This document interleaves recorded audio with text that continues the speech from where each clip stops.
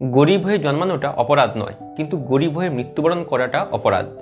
আপনি জীবনের শেষ বয়সে এসে যদি আপনার আর্থিক অবস্থা ভালো না থাকে, তারপরেও যদি আপনি টাকার জন্য হাহাকার করতে থাকেন, বা আপনি হয়তো আশাতে আছেন যে আমার ছেলে আমাদেরকে দেখবে, তাহলে বুঝতে হবে আপনি কম পরিশ্রমী ছিলেন, অথবা আপনি স্ট্র্যাটেজিক্যালি ফিনান্সিয়াল বা মানি এগুলো ম্যানেজ করতে পারেননি।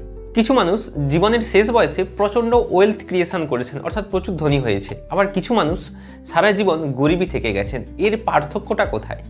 কিছু মানুষ জীবনে স্বাচ্ছন্দ্যে রয়েছে, আনন্দে রয়েছে, আর কিছু মানুষ টাকার অভাবে, টাকার চিন্তায় ক্রমশ বার্ধক্যে পরিণত হচ্ছে। এই দুই শ্রেণীর মানুষের পার্থক্য কোথায়? আপনার অনেকেই বলবেন যে যাদের ধনী বাড়ির ছেলে তারা ধনী হচ্ছে, এটা একদম ঠিক। কিন্তু গরিব বাড়ির ছেলে কি ধনী হয় না? অবশ্যই হয়। তার জন্য সঠিক ফিনান্সিয়াল এডুকেশনের প্রয়োজন হয়।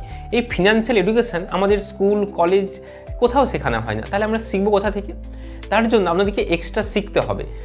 আজকে যে ব্যাখ্যাটা করবো আপনাদেরকে, সেটা হচ্ছে রিচ ড্যাড পুয়ার ড্যাড, যে বিখ্যাত একটা বই। এই বইয়ের বিশেষ বিশেষ মূল পয়েন্টগুলো আপনাদের সাথে তুলে ধরবো, যেখানে আপনি সামান্য ইনকাম করেও ভবিষ্যতের জন্য ওই ছেলের আশাতে থাকতে হবে না, বা কেউ আপনাকে দেখবে এই আশায় থাকতে হবে না। এখন থেকে যদি আপনি প্ল্যানিং করেন, আপনাকে বয়সকালে বৃদ্ধাশ্রমে যেতে হবে না। এটা ঠিক। অনেক মানুষ গ্রামে ঘরের যে যাদের ভাবে হয়তো বয়সকালে ছেলে মেয়ে দেখবে তবে আমরা বাঁচবো, বাড়বো, না হলে আমাদেরকে বৃদ্ধাশ্রমে পাঠিয়ে দেবে, এই জিনিসটা কিন্তু হবে না। তাই সঠিক মানি ম্যানেজমেন্ট করতে শিখতে হবে। আপনি কি ভাবছেন প্রচুর টাকা আয় করলে ধনী হওয়া যায়? এটা একদম ভুল। ধনী হওয়া আর ধনী থাকা দুটোর মধ্যে আকাশ পাতাল পার্থক্য। আপনারা দেখবেন বহু সিঙ্গার, বহু অ্যাক্টার বা বহু যারা লটারি জিতে তারা একসময় কোটি টাকা কামিয়েছে, কিন্তু কিছুদিন পর আবার গরিব হয়ে গেছে, সে আগের স্টেটে ফিরে এসছে। তার মানে ধনী হয়ে গেছে কিন্তু ধনী থাকতে পারে না। একটা বই পড়েছিলাম, সাইকোলজি অফ মানি, দুর্ধর্ষ একটা বই। সেক্ষেত্রে উল্লেখ রয়েছে যে ধনী হওয়ার অনেক রাস্তা আছে। আপনি ব্যবসা করুন, আপনি বড় গায়ক হন, আপনি যে কোনো প্রফেশনে যেখানে হাই আর্নিং রিসোর্স রয়েছে আপনি ধনী হতে পারেন। কিন্তু ধনী হওয়ার অনেক রাস্তা, কিন্তু ধনী থাকার একটাই রাস্তা, সেটা হচ্ছে খরচ নিয়ন্ত্রণে রাখা। তাই খরচকে কিভাবে নিয়ন্ত্রণে রাখতে হয় সেইগুলো আজকে আপনাদেরকে পাটে পাটে পাটে পাটে ব্যাখ্যা করব। রিচ ড্যাড পুয়ার ড্যাড সেই বইয়ের যে সামারি, সেইটা আপনাদেরকে সামনে তুলে ধরছি। প্রথম কথা হচ্ছে, ওনার যে লেখক বইয়ের, তার নাম হচ্ছে রবার্ট টি কিওসাকি। উনি যখন মাত্র 8-9 বছরের বয়স, খুব ছোট ছিলেন, 4 বা 5-এ পড়তেন, ওই সময় দেখলেন তার কিছু বন্ধুরা তারা বড় বড় গাড়িতে করে ট্যুরে যাচ্ছে, বড় বড় ভ্যাকেশনে কাটাতে যাচ্ছে, অনেক দূর দূর ঘুরতে যাচ্ছে। রবার্ট যখন বুঝতে পারলো যে আমরা গরিব থেকে গেছি, যে আমরা যেতে পারছি না, সঙ্গে সঙ্গে বাবাকে প্রশ্ন করলো, বাবা যে ওরা ধনী বলে ওরা যাচ্ছে, আমরা যেতে পারছি না, আমরা গরিবের মতো থেকে যাচ্ছি, কি করলে ধনী হওয়া যায়? এইটা রবার্ট টি কিওসাকি তার বাবাকে জিজ্ঞাসা করলেন। তার বাবা ছিলেন একজন সরকারি চাকুরিজীবী, যার জন্য তিনি কিন্তু কখনো মাথা খাটায় না যে কিভাবে ধনী হওয়া যায়। তিনি ভেবেছেন চাকরি করব, আয় করব, এবং আয়ের যা টাকা মাসের শেষে EMI, home loan, car loan, credit card loan এতে দিতে দিতেই শেষ হয়ে যায়। তাই তিনি কি করলেন, বলছে আমার ঠিক জানা নেই। ঠিক তখন বলল, তুমি এক কাজ করতে পারো, তোমার যে বন্ধু রবার্ট, মানে রবার্ট টি কিওসাকি যিনি বইয়ের লেখক, ওর যে বন্ধু তার নাম হচ্ছে মাইক, ওর যে বাবা, সে বাবা তাকে জিজ্ঞাসা করো। অ্যাকচুয়ালি দুই বন্ধু, রবার্ট টি কিওসাকি এবং মাইক, ওদের যে বাবা, তাদের একটা হচ্ছে রিচ ড্যাড, একটা হচ্ছে পুয়ার ড্যাড। আগের ভিডিওতে আমি বলেছিলাম যে পুয়ার ড্যাড মানে যিনি মাত্র শুধু সরকারি চাকরি করতেন, মাসের শেষে যা আয় আসতো বেশিরভাগটা চলে যেত কিসে? বিভিন্ন লোনে। কিন্তু তার একটা রিচ ড্যাড, অ্যাকচুয়ালি তার বন্ধুর বাবা, তার নাম হচ্ছে মাইকের বাবা, তিনি তাকে রিচ ড্যাড বলতেন। তিনি তার কাছ থেকে শিক্ষা নিয়েছিলেন কি করে ধনী হওয়া যায়। দেখুন, যারা সরকারি চাকরি করে, কোনো প্রফেশন ছোট নয় বড় নয়, আমি কোনো কিছুই বলছি না। একজন যিনি সরকারি চাকরি করেন, তাকে যখন জিজ্ঞাসা করা হলো, বাবা এইটা আমি নিতে চাই, বাবা কি বললেন, যে এইটা নেওয়ার আমার সামর্থ্য নেই। এটা পুয়ার ড্যাডের কথা। কিন্তু ওই কথাটাই যখন রিচ ড্যাডকে বললো যে বাবা আমি এটা নিতে চাই, তখন রিচ ড্যাড কি বললেন, যে উনি কিন্তু বলেননি যে এটা আমার নেওয়ার সামর্থ্য নেই, উনি বললেন এটা কি করে নেওয়া যায় সেই চিন্তা করো, অর্থাৎ মাথা খাটাও। যত মাথা খাটাবে তত আপনি বিভিন্ন রকম ইনকামের সোর্স পাবেন। আপনি যদি বলেন যে এইটা আমার নেওয়ার ক্ষমতা নেই, তাহলে কিন্তু আপনি জীবনে ওই কিছুই আর্নিং করতে পারবে না। তার মানে আপনাকে ভাবতে হবে যে কি করে আমাকে একাধিক আয়ের রাস্তা তৈরি করা যায়। মাথা খাটাতে হবে। মাথা না খাটিয়ে ওটা ওখানে স্টপ হয়ে গেল। যদি আপনি মস্তিষ্ককে না খাটান কীভাবে বিভিন্ন আয় করতে পারবো, একাধিক আয় রাস্তা করতে পারবো, তাহলে মস্তিষ্ক ওখানে স্টপ হয়ে গেল, আর মস্তিষ্ক ওখান থেকে এগাতে পারবে না। কিন্তু তার পরিবর্তে যদি আপনি মস্তিষ্ককে বিভিন্ন নতুন নতুন চিন্তা দেন, আমি এই জায়গা থেকে আয় করার চেষ্টা করব, এই জায়গা থেকে আয় করার চেষ্টা করব, তখন আপনাকে মস্তিষ্ক নতুন নতুন পথ দেখাবে। এটা ইউনিভার্সাল নিয়ম, প্রকৃতির নিয়ম। তাই সবার প্রথম আপনাকে মস্তিষ্ককে সজাগ রাখতে হবে। রবার্ট টি রিচ ড্যাড উনি ছিলেন মাত্র 8 পাস, কিন্তু ফিনান্সিয়াল এত সুন্দর ম্যানেজ করতেন, যখন মারা যান তখন কিন্তু অনেক টাকার সম্পত্তি রেখে গেছে। এবং উনি শিক্ষা দিয়েছিলেন রবার্টকে যে কীভাবে ধনী হওয়া যায়, একাধিকের রাস্তা তৈরি করা যায়। তো ফিনান্সিয়াল এডুকেশনে যে যতগুলি শিক্ষা এই বই থেকে আমরা পেয়েছি, একদম সামারাইজ করে আপনাদেরকে বলছি, আপনারা একটা একটা করে শুনুন। প্রথম যে শিক্ষা নাম্বার 1, সেটা হচ্ছে কি, ধনীরা অর্থের জন্য কাজ করে না। ঠিকই শুনছেন। আমরা কি বলি, যে কেউ কাজ করছে, কিসের জন্য কাজ করছে? টাকার জন্য। কিন্তু ধনী যারা হয় তারা কিন্তু অর্থের জন্য কাজ করে না। কীরকম? তারা টাকাকে দিয়ে নিজেদেরকে কাজ করায়। অর্থাৎ ধনীরা কি করে, তাদের টাকা, তাদের সেনাবাহিনী, তাদের ফোর্স, ওই টাকা কামাতে সাহায্য করে। সিম্পল একটা এক্সাম্পল দিচ্ছি। ধরুন আপনি কোনো একটা জায়গাতে কোনো একটা রেন্টাল বা কোনো একটা জায়গা কিনলেন। ধরুন আপনি সাপোজ 5 লক্ষ টাকা দিয়ে একটা জায়গা কিনলেন। এবার যত দিন যাচ্ছে তত ওই জায়গাটা কিন্তু দাম বাড়ছে। ধরুন আমি সাপোজ ধরছি, এই 5 বছর পর এইটা হয়ে গেল 10 লাখ। তার মানে একবার টাকাটা ইনভেস্ট করেছে রেন্টাল প্রপার্টিতে, কোনো রিয়েল এস্টেট বিজনেস বা যে কোনো হোক একটা জায়গাতে লাগিয়েছে। যত গ্রো করছে তত কিন্তু দাম অটোমেটিক বাড়তে আছে। অর্থাৎ এই যে 5 লাখ টাকা, এই টাকাটাই টাকা বাড়াচ্ছে। আরেকটা এক্সাম্পল দিই। বা ধরুন আপনি কোনো স্টক কিনলেন, আপনি ধরুন 50,000 টাকার কোনো একটা স্টক কিনলেন।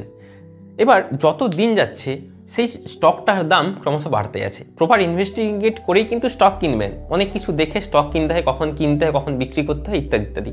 তো যত কোম্পানি বা যেই কোম্পানিতে আপনি স্টক কিনেছেন, স্টক কেনা মানে কি, মালিকানা কেনা। এটা গ্রামের ঘরে মানুষ অনেকে জানে না, তাই ভুল করে। স্টক কেনা মানে একটা কোম্পানির মালিকানা কেনা, শেয়ার কেনা। তাই কোম্পানি যদি ভালো গ্রোথ করে আপনি কিন্তু ভালো প্রফিট পাবেন। এইবার এই যে 50,000 টাকার আপনি স্টক কিনলেন, যত কম্পাউন্ডিং হারে হারে হারে হারে কিছুদিন পর এটা হয়ে গেল 5 লাখও হতে পারে, 10 লাখও হতে পারে, 1 লাখও হতে পারে। আবার কোম্পানি যদি নেগেটিভ রিটার্ন দেয় তো সেটা 1000ও হতে পারে। তার মানে এই 50,000 টাকা কিন্তু করার ক্ষমতা রয়েছে, 5 লক্ষ টাকা করার ক্ষমতা আছে। আবারও বলছি সম্ভাব্য হতে পারে, তার জন্য প্রপার ইনভেস্টিগেট করে স্টক কিনতে হয়। তার মানে যখনই আপনি এইটা করছেন তাহলে এই 50,000 টাকা কিন্তু টাকা বাড়াচ্ছে। তাহলে টাকাই টাকা বাড়াচ্ছে। টাকা মালিকের হয়ে কাজ করছে, টাকা আপনার হয়ে কাজ করছে। আপনি কিন্তু টাকার জন্য কাজ করছেন না, আপনি টাকাটা জাস্ট ফেলে দিলেন, তারপর টাকা বাড়াচ্ছে। তার মানে এই কথাটা ভালো করে বুঝবেন, ভাববেন, জীবনে অ্যাপ্লাই করবেন। শুধু ভিডিও দেখলে হয় না, ভিডিও অনেকেই দেখে যায়, কিন্তু যারা জীবনে স্টেপ নেয়, অ্যাকশনে, তারাই কিন্তু জীবনে এগিয়ে যায়। পরের যে শিক্ষাটা আসছি সেটা হচ্ছে অ্যাসেট ভার্সেস লায়াবিলিটিজ। অ্যাসেট মানে কি, যা আপনাকে আর্নিং দেয়। লায়াবিলিটিজ মানে যা আপনার পকেট থেকে টাকা বের করে দেয়। বেশিরভাগ বাঙালি বা ভারতীয়, তাদের একটা মূল অনেকেই রয়েছে যারা বিশেষ করে চাকরি বাকরি করে, একটা বড় ঘর করলেন, ভাবলেন ওটাই আমাদের অ্যাসেট, ওটাই আমাদের সম্পত্তি। রবার্ট টি কিওসাকি এটা বারবার কিন্তু উল্লেখ করে দিয়েছেন, এটা কোনো সম্পত্তি নয়, এটা আমাদের টাকা বেরিয়ে যায়। কেন? আমরা ঘর করছি, তার রং করছি, তার আসবাবপত্র নিচ্ছি, তার দরজা বসাচ্ছি, তারপর একটু ফার্নিচার দিচ্ছি, এরকম করতে টাকা ক্রমশ বেরিয়ে যাচ্ছে, আয় দিচ্ছে না। কিন্তু ওই একই ঘর আপনি একবার তৈরি করে যদি আপনি ভাড়াতে দিয়ে দেন, যদি আপনি রেন্টালে মাসে মাসে আয় পেতে থাকেন, যদি আপনি মাসে মাসে টাকা পেতে থাকেন, তাহলে ওইটা কিন্তু আপনার অ্যাসেট হয়ে যাবে। তাহলে লায়াবিলিটিজ একটা যে টাকা বেরিয়ে যাচ্ছে, আর অ্যাসেট টাকা ঢুকছে। একই রকম যখন আমরা কোনো একটা গাড়ি কিনি, সেই গাড়িটা যদি নিজেদের কাজে ব্যবহার করতে থাকি, আমরা এদিক ওদিক ঘুরতে থাকি, তখন সেটা কিন্তু আমাদের লায়াবিলিটিজ। কিন্তু ওই গাড়িটা যদি আমরা ভাড়াতে দিয়ে দিই, তাহলে মাসে মাসে একটা আয় আসছে, ওটা হচ্ছে অ্যাসেট। গরিবরা এই অ্যাসেট এবং লায়াবিলিটিজ পার্থক্য বোঝে না। ধনীরা তারা অ্যাসেট এবং লায়াবিলিটির পার্থক্য বোঝে, তাই ধনীরা অ্যাসেট কিনে আর গরিবরা কিনে লায়াবিলিটিজ। এই কারণে ধনীরা ক্রমশ ধনী হয়, গরিবরা ক্রমশ গরিব হয়। পরের যে শিক্ষা সেটা হচ্ছে মাল্টিপল সোর্স অফ ইনকাম, অর্থাৎ একাধিক আয়ের রাস্তা তৈরি করা। আপনি একটা কথা বলুন, অনেকে যারা চাকরি করে তারা কি করে, সারা জীবন শুধু চাকরি করে যায়। তারা ভাবে আমরা চাকরি করছি। চাকরি মানে কি, অন্যের জন্য কাজ করা। প্রত্যেক মাসের শেষে একটা নির্দিষ্ট একটা অ্যামাউন্ট থাকে, দেওয়া হয়, ক্রমশ বাড়তে থাকে, যেটা যে হারে বাড়ে সেই হারে কিন্তু খুব সামান্য। এর ফলে কি হয়, মাসের শেষে একবার স্যালারি আসে, কিন্তু খরচ হয় বারবার। আপনারা দেখবেন home loan, car loan, credit card loan ইত্যাদি লোনেই টাকাটা মিটাতে শেষ পেয়ে যায়, ফলে শেষকালে কী হয়, আবার ধার করতে হয়। তার মানে একটা আয়ের ওপর যদি বসে থাকা হয় এইরকমই অবস্থা হয়। শুধু তাই নয়, চাকরি যে কোনো দিন চলে যেতে পারে। ঠিক শুনছেন, আপনারা বলবেন সরকারি চাকরি। দেখুন, আপনারা দেখলেন, আপনারা সকলেই হয়তো পশ্চিমবঙ্গে দেখছেন কিছুদিন আগে সরকারি টিচারদের চাকরি চলে যাচ্ছে। উনি কিন্তু রবার্ট টি কিওসাকি উনি একটা চ্যাপ্টারে উল্লেখ করে দিয়েছেন যে আপনি চাকরি করছেন কিন্তু নিজের জন্য কিছু করছেন না, চাকরি করছেন অন্যের জন্য। তাই যদি আপনি চাকরি করে থাকেন ক্ষতি নেই, ওই চাকরির পাশাপাশি নিজের ব্যবসা দাঁড় করাতে হবে। আপনি যাই করুন, নিজের জন্য কি করছেন, নিজের বিজনেস, নিজের ডেভেলপমেন্ট করা, এগুলো আপনাকে করতে হবে। তাই আপনাকে কি করতে হবে, চাকরির পাশাপাশি কিভাবে একাধিক আয়ের রাস্তা তৈরি করা যায় সেই রাস্তা আপনাকে ভাবতে হবে। রিচ ড্যাড পুয়ার ড্যাড বইটাতে এক্স্যাক্টলি উল্লেখ করা নেই কোন কোন দিক থেকে কিভাবে একাধিক আয়ের রাস্তা তৈরি করা যায়। রাস্তাগুলো কি কি কিছু কিছু বলেছেন, কিন্তু ডিটেলসে কিন্তু নেই। তার জন্য আমি একটা বই লিখেছি। এই বইটাতে আমি পরিষ্কার উল্লেখ করে দিয়েছি, যদি আপনি হাউসওয়াইফ হন, যদি আপনি স্টুডেন্ট হন, যদি আপনি চাকরিজীবী হন, এছাড়া যদি আপনার একটি ব্যবসা থাকে, ওর পাশাপাশি কিভাবে আপনি একাধিক আয়ের রাস্তা তৈরি করবেন। যদি আপনি একজন কৃষক হন, কৃষকের পাশাপাশি কীভাবে ফার্মিং করে আপনি আয় করতে পারবেন। বইটার দাম মাত্র 29 টাকা। ডেসক্রিপশনে লিঙ্ক আছে, ওখানে আপনারা গিয়ে বইটা ডাউনলোড করতে পারেন। পরের যে শিক্ষা, আয় বা ইনকাম প্রধানত 3 টাইপ। বেশিরভাগ মানুষ 95% মানুষ তারা জানে যে আয় এক প্রকার, সেটা হচ্ছে অ্যাক্টিভ ইনকাম। দেখুন 3টে ইনকাম, একটা হচ্ছে অ্যাক্টিভ ইনকাম, 2 হচ্ছে প্যাসিভ ইনকাম, 3 হচ্ছে পোর্টফোলিও ইনকাম। এই 3টে ইনকামের পার্থক্য কি? 3 প্রকার ইনকাম করা যায়। গরিবরা 95% মানুষ তারা শুধুমাত্র অ্যাক্টিভ ইনকাম করে। অ্যাক্টিভ ইনকাম মানে যারা চাকরি করে, যতক্ষণ চাকরি করলো সেই অনুযায়ী টাকা পেল। যারা লেবার, তারা যতটুকু সময় লেবার দিচ্ছে ততটুকু টাকা পাচ্ছে। যারা টিউশন টিচার, যারা অফলাইনে পড়াচ্ছে, যতটুকু সময় অফলাইনে পড়ালো সেই সময় অনুযায়ী টাকা দিচ্ছে। যতটুকু টাইম কাজ করছে সেই অনুযায়ী টাকা পাচ্ছে, সেটা হচ্ছে অ্যাক্টিভ। প্যাসিভ ইনকাম, এতে কাজ করার দরকার নেই, একবার সিস্টেম বিল্ড বা সিস্টেম গঠন করে দেওয়ার পর টাকা অটোমেটিক আসতে আছে, কাজ করুক বা না করুক টাকা আসতে আসছে। আর একটা হচ্ছে পোর্টফোলিও ইনকাম। পোর্টফোলিও ইনকাম মানে যেখানে কোনো স্টক, বন্ড, মিউচুয়াল ফান্ড ইত্যাদিতে টাকা লাগিয়ে রাখা, নিজের পোর্টফোলিও তৈরি করা, এই প্রকার ইনকাম আছে। গরিবরা এই প্রকার শুধুমাত্র একটা আয়ের ভরসায় থাকার জন্য তারা কিন্তু ক্রমশ ধনী হতে পারছে না। ধনীরা 3টে প্রকার ইনকাম স্ট্রিম চালু রেখেছে।